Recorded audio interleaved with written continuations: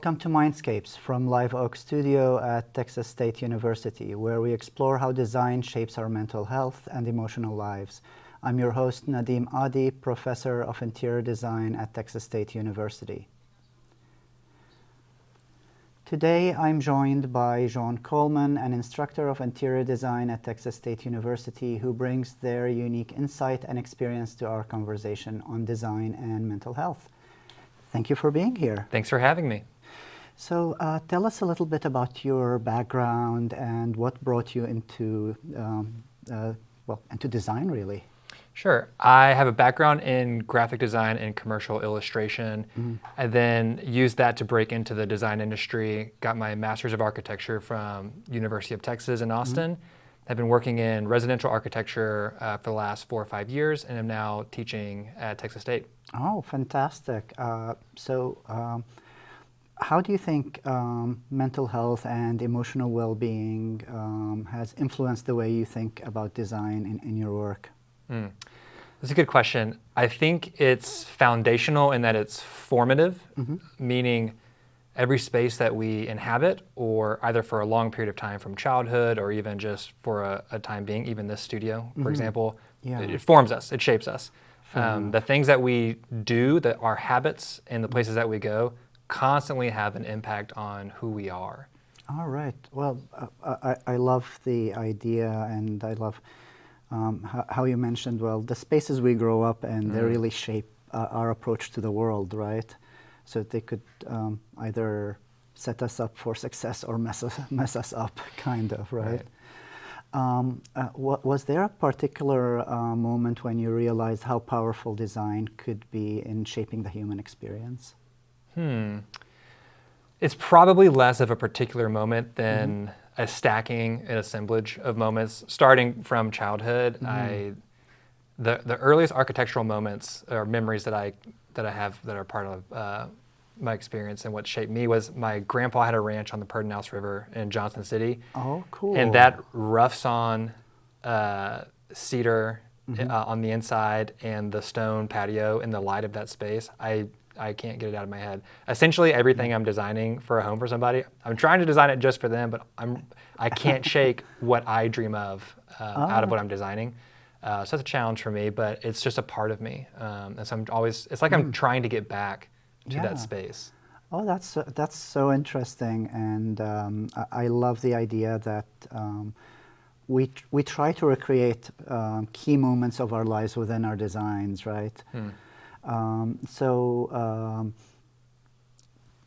When you're designing spaces, what type of spaces do you think are really supportive when it comes to mental health? Well, I would love to hear what you think based on your research on this. But for me personally, it all comes back to light and the treatment of light. But from a design standpoint, it's a lot has to do with the poetics of light. And thinking of Louis Kahn and his masterful use of light, Le Corbusier, I'm just thinking it has so much to do with the way we perceive these spaces that it all comes back to handling the sun, a knowledge of the sun and how it affects interior spaces. I think it's Corbusier or Philip Johnson quoting Corbusier who says that architecture exists to create great interiors. And so we have to know what we're painting with and working with in regards to the sun and light to make that happen. Fair enough, and I love that you mentioned the sun, because it's in this day and age where we have access to light with a flick of a button. A lot of times people tend to forget about the importance of natural daylight and its immense importance when it comes to our health, right? Was there a particular space or an element that you thought, well, that is not what to do when it comes to design and mental health? Well, it would be the opposite of my previous answer, which would be darkness. But I think really that comes down to not thinking about natural elements. A lot of what I'm thinking that is good for people's mental health, from a design perspective, would love to know your perspective from your research, but it's blending our connection to nature, or blending our inhabitants of what's indoors and outdoors. Which essentially is the design problem becomes, how do you inhabit a threshold, which is the space between indoors and outdoors. Like if you were the door at which we are people, what would that look like? Fair enough. Yeah. Yeah. And I love the idea of mentioning getting the natural element and bringing it inside, because in a way we're programmed on a cellular level to seek nature in a sense, right? Even if a person doesn't have a green thumb or so, right?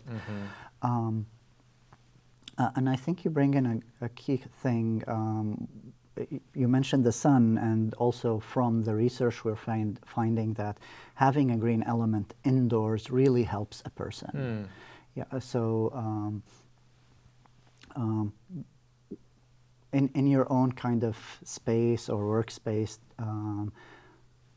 is there particular elements that you try to keep to the stressful life of a professor?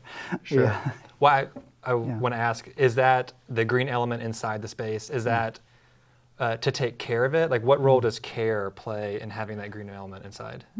Oh, I love this. It's I never thought of it that way. I think it's because I'm usually terrible with plants. But I think part of the care is the nurturing aspect of it. So after a while, if the plant survives, you take pride in how it's growing and how it is kind of developing in a sense, right? Yeah. Yeah. So what about any particular type of plant that you gravitate towards? My wife has a green thumb in the family, and so she'd asked me to design and build multiple plant benches and racks for plants. Right. So just being in a hot, humid environment like we're in, it's hard to let a cactus go and have those come back. So we have lots of succulents in our spaces. But I do think that, and it goes hand in hand with light. When there's light, then these green elements can grow inside. And so one, to have the visual sightline connection to it, but then as I was asking you, what role do the haptics play and the emotional haptics of having to care for this element? Yeah. I think it's fantastic in the sense of, well, you're getting the feedback of the plant that it's growing or it's not doing so well sometimes. But at the same time, there's the tactility of the plants as well, because it's, and for anyone who doesn't know a thing about designers, at some point, every designer tends to become really touchy with materials. And you could tell if a designer is abroad or sightseeing, they're usually going up to buildings and doing this. And that's funny, so same thing with the plants as well. I think, like, to my own detriment, I try to understand the tactility of a cactus, and sometimes it's. But if that plant's doing well, and I'm trying to get well inside this space, if the plant's doing well, maybe that's an indicator that I'm growing as well. Yeah. No, I love that, and I think in a way it's. We attach wellness to other objects. So sometimes when you end up talking with a plant, or kind of, talking in the same way we talk to our pets, right? When we're feeding them or playing with them, it's kind of similar with plants, although we don't get the feedback. That's really interesting. Yeah. Well, I think this is fantastic in a sense, and just to kind of circle back quickly to the light aspect, in case someone doesn't have access to natural light, what do you think is the next best thing? That's a great question. I know that these artificial lights don't do the sun justice, and so you're bringing in to the conversation the idea of ethics and access to space. Gotcha. Which is a difficult topic to handle. It's if we can't, because a lot of this is idea and architectures, design and architecture is a conversation about privilege in a lot of ways. Fair enough. And who can afford these certain spaces, and so there just needs to be a conversation about how do we make design, especially design for well-being, equitable. Yeah. Oh, definitely something to kind of think about, and I appreciate you for bringing that up. Let's continue that in a bit. You're watching Mindscapes. We'll be right back.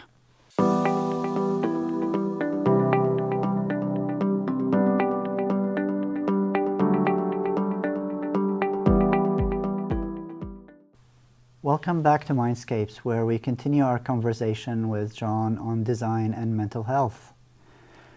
So, John, were there any kind of design elements or like light fixtures or layouts or sounds or textures that you think, which one of those, in your experience, make the biggest difference when you're designing a space? That's a good question.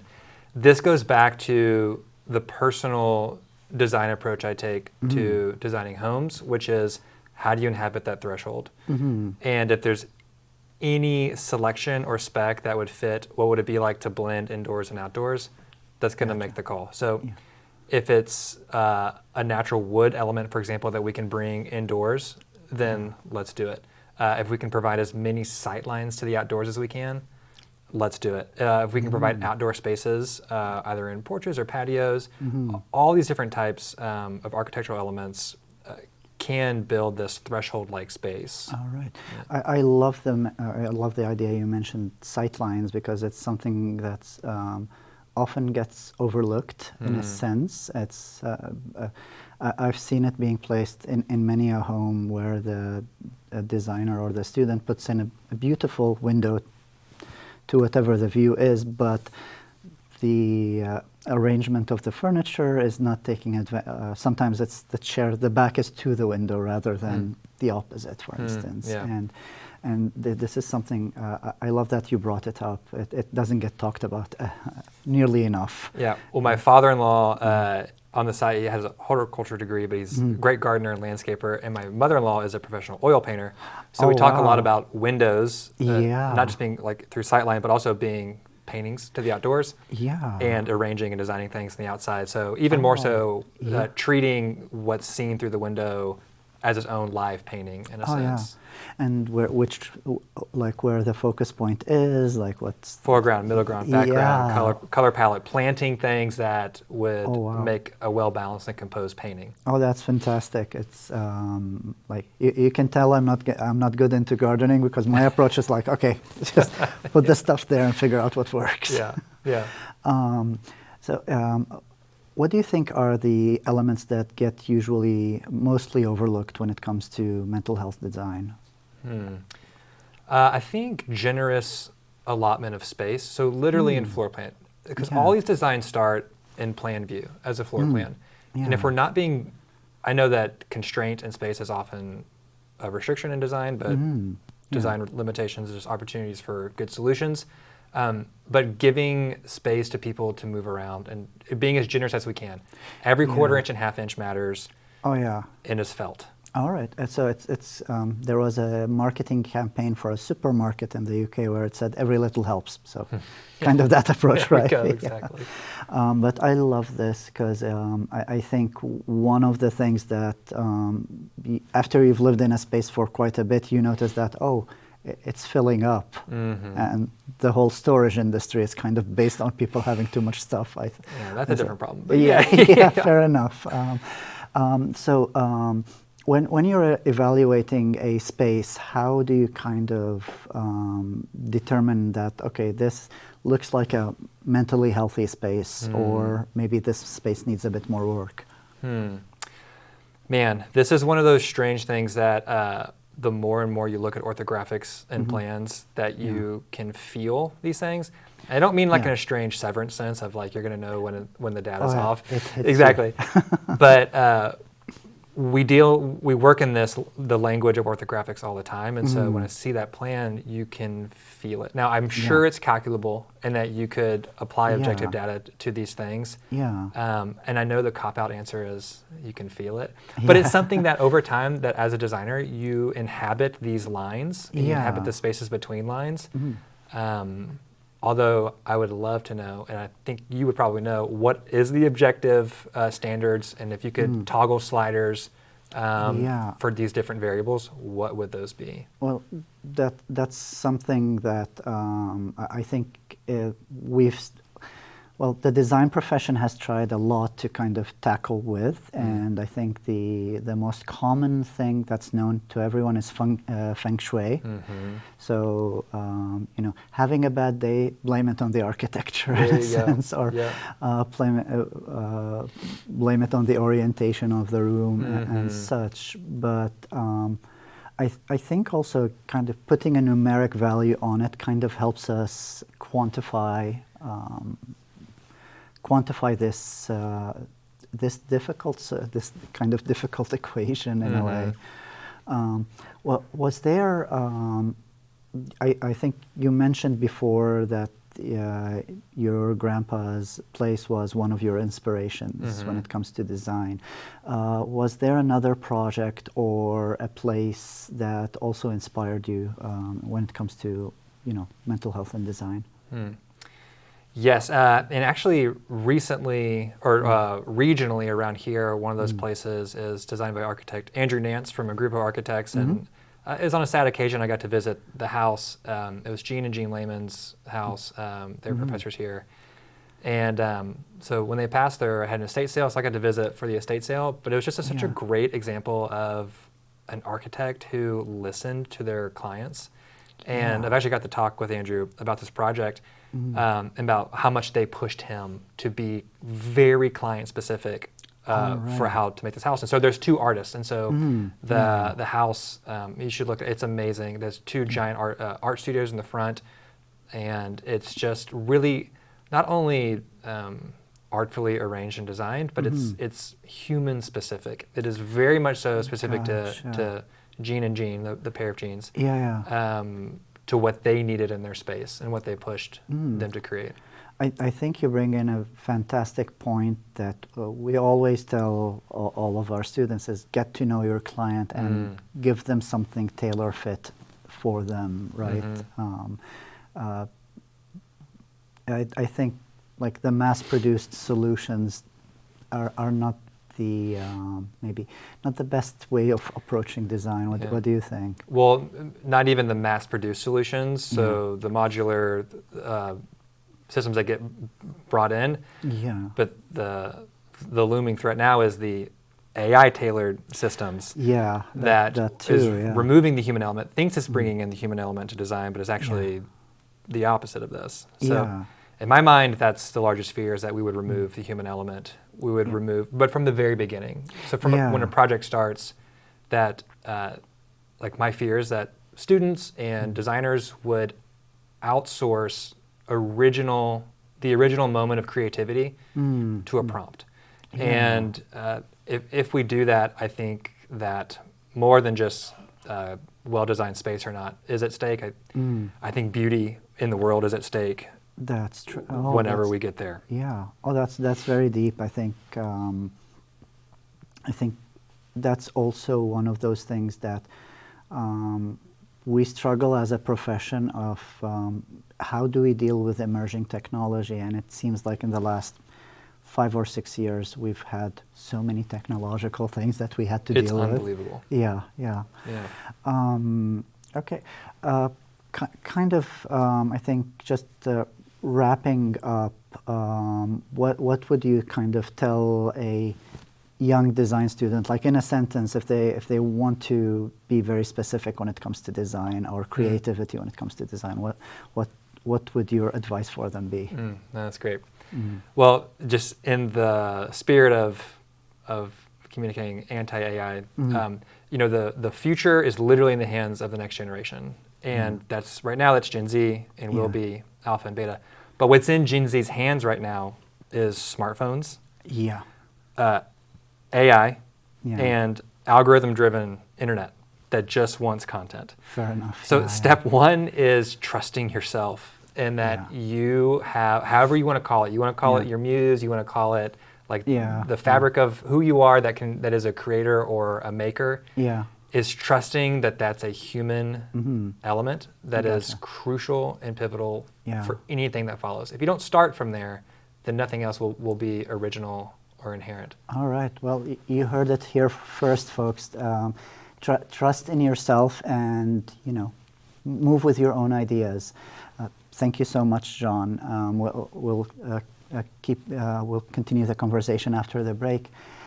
So this is Mindscapes from Live Oak Studio at Texas State University. Stay with us. We'll be right back.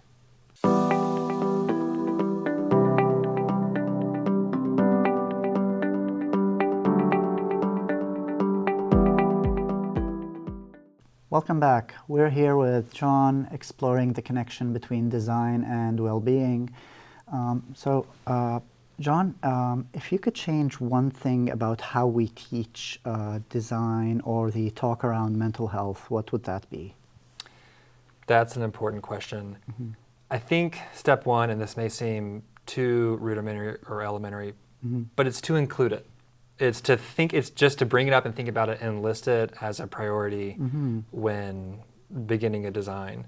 I think oftentimes these things can get budgeted out later or they're an afterthought, but I think what your research and the conversations you're having is what's going to change the game and allow students to realize that, no, this is how I should start thinking about this space. Yeah, I love that. And do you think that, I guess, growing up in the 80s and all of that, mental health was not something you openly discussed. And depending on which part of the world, sometimes you never ever discuss that.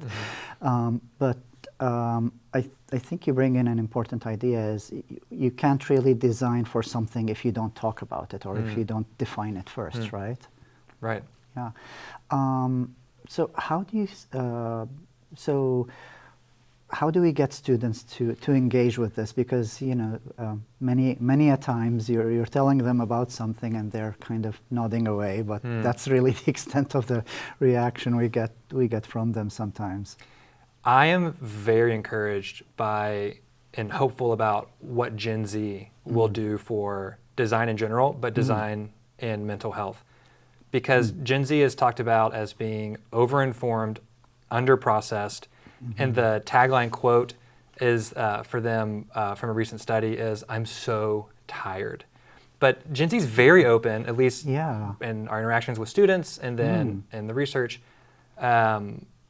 to traumas and capital T and little t traumas and being open to talk about these things. And so I'm very encouraged and hopeful that this will be, because it's such a big part of their lives and everything that Gen Z has gone through in their adolescence. They've gone through active shooter drills and a global pandemic and political unrest. Their adolescence is extremely unique as far as generations go. That's and true, so how can they not bring this into their design work? And hopefully with good leading and research, which is what you're doing, to lead them to take advantage and capitalize on their experience. Oh yeah, that I think you hit the nail on the head. Is that they have so much life experience getting there that it's almost impossible not to imagine them engaging with these topics. Like what's the saying? Grabbing the bull by the horns, I suppose. So as we're kind of touching upon the future of design, how do you see the relationship between design and mental health kind of going into the future? In regards to technology or in regards to? Yeah, let's go with technology first. Sure. Yeah, well, the leading idea has been that virtual reality would take over the world and that's how we would live in it. And VR has been dragging and been in and out of what would be considered popular, especially from an investment standpoint. And AI has swept in and taken over that. So immersive technology has come forth and burst a bubble and then retreated again multiple times. So VR, AR, and MR have a lot of value, but are being retreated upon based on just getting beaten by AI and other things. So I think that those things are helpful tools. Obviously, the big thing is AI right now, but I'm hopeful that these immersive technologies, as a part of emerging technologies, will help us realize what our intent. We've been talking about mental health intent in spaces. How can it help us inform those decisions that we're making and the problems that we're solving in design solutions? Yeah, I love that, and I think you touch upon a point that the emerging technology will help us empathize more with a person, because it's pretty hard to put yourself in someone else's shoes. I hope so. I hope it doesn't remove the human element, though. This goes back to what I said earlier, but it has to start with you. It also has to end with you. Yeah, that's and true. If we get into the lane where algorithms and LLMs are, are informing us about what to do, then I think we're in trouble. Oh yeah, no, it's we don't want Hal from the Space Odyssey kind of situation in design, right? Exactly. So when you think, what do you think would be the role that everyday persons or people and students and designers or family tend to play in shaping healthier environments? In their own lives? And well, in their own lives, or like how would all these parties kind of interact to create the ideal space for a client, for instance? Well, design is different than art. Art has the privilege of saying, of not having rules or logic. It can just be beautiful. But design demands logic and rationale, which really means stepping back and approaching every situation as a problem with a solution. So there's billboards around the building that we teach in that has, like, design can't just look good, or it has to work. That's true. Yeah. I'm like, that's exactly it. Design is a series of logical and rational solutions to a problem. Yeah. And there's one of the books from architecture school that sticks with me the most is Vic Cover's book on the human design logics, and it has just changed the way that I think about everything. And so I think, to come back to your actual question, is that I think we in our lives, and everyone in their normal lives, to approach these shortcomings of design in their lives as a design problem that has a solution. Okay, To trust your human element to solve that problem. Oh yeah, no, I love that, and I think oftentimes we try to go with the easy solution, and it's oftentimes the most rewarding solution is the hard one that made you pull your hair for a while. Yeah, well, I hate to keep bringing it back to Gen Z, but the research says that Gen Z avoids what is risky, and they're always asking, is it safe? And so, and also, what is the shortcut? And I think, also to bring it back to AI, these AI tools and the emerging technology is giving us digital shortcuts that overpromise and underdeliver. That's true. Yeah. Well, when we think about practical solutions or practical tips, what would be some practical tips that you would give someone who wants to have a more supportive space in their lives? Sketch. I think people should be sketching and drawing these spaces. I think for a designer, or for someone considering design, or even considering just a creative outlet, drawing is thinking. And if you draw, you will be mapping out and figuring out what is the problem at hand, and then also your solutions to it in real time that you can trace back and look and follow the process by what you've seen on the page. So I carry a sketchbook. I encourage my students to carry a sketchbook. And I think that that's one easy intro level, like just introductory thing. Sketch. Even if it's bad. Sketch. And I think it also helps us declutter our thoughts in a 100%. sense. So it sounds good in your head, and you sketch it and like, oh my God. No. And it's just for you. It's private. It's just for you. That's no one has to see it. You don't have to post it on the internet. In fact, don't. Just keep it for yourself. I think that's one of the things. I believe that our generation had the privilege of, when we did stupid things, we didn't have the internet to post it on. We had the internet, but not. It was a process. It wasn't default. It was you had to go out of your way to kind of post stuff on the internet. This has been fantastic. I want to thank you so much for joining us here. I want to thank you all so much for. Especially you, John, for sharing your perspective today, and having these conversations really reminds us that design is not just about aesthetics or looking pretty, it's about people, emotion, memory, and well-being. Before we close, was there anything you wanted to add, or any message that you wanted to leave our viewers with? I just want to say thank you, and make the world a beautiful place, and sketch. All right, awesome. So make the world a beautiful place. Well, thank you again, John. I think that's a fantastic message to finish on. And I want to thank our viewers for joining us here on Mindscapes, where we explore how design shapes our mental and emotional lives. Mindscapes is a product at Live Oak Studio by the School of Journalism and Mass Communication in collaboration with the School of Family and Consumer Sciences here at Texas State University. I'm Nadim Adi, and we'll see you again next time.